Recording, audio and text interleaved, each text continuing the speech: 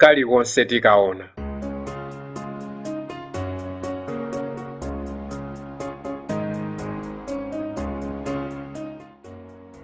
Adachita chenkha namwali osadziwa mwamunayo.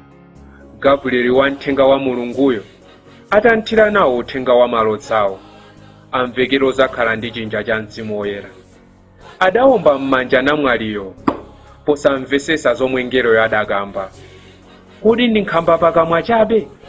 Koma posafuna kuchulukisa maneno, anangoti ndine kapolo wa Ambuye, zindichitikire mmene mwaneneramu. Kalikonse tikaona. Inde dadadabwa chule m'madzi muli mwake. Ndani walowa mdziwe mwanga nkupakula ine nsanalawe. Anadzizwa mwamuna Yosefu otamidwa ndi kufasayo, osakasaka chilungamo chiyende ngati madzi.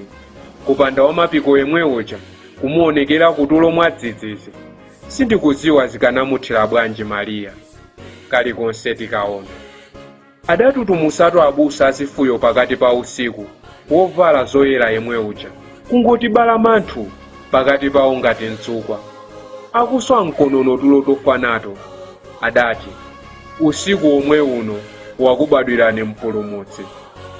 Ndiotani mwana wabadwayo, komabe adauponda kukampenya mwanayo kuja ku Betelehemu, kukachitira umboni mawu anasimba ngeroyo, kwinako akampaseso wake ulemu.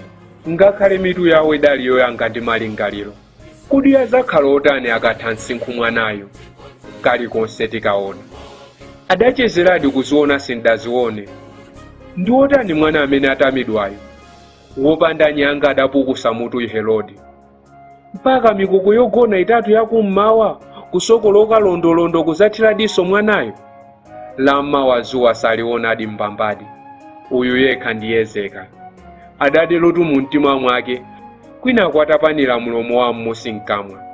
Akumwetulira mwachiphamaso kwa anamulonda nyenyezi watatuwo ataphonya njira ya ku Betelehemu.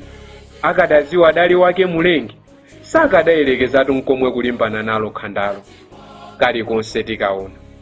Kunalidi Yesu zaka mazana zapitazo, yake mbiri inali ponseponse ngati muliri, khwimbi la anthu linali londolondo pake pambuyo ngati mizozo.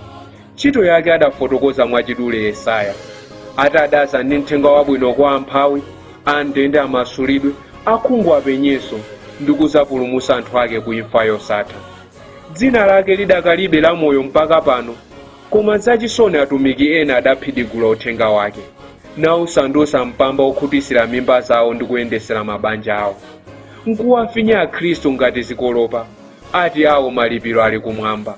Iwo akuyendera magalimoto opuma, mimba zawo zakhonde ngati manda a nkhuku, akuzisogoza poyenda. Alonda ali mbalimbali mu anthu ako atama ngati mphwake wa Mulungu.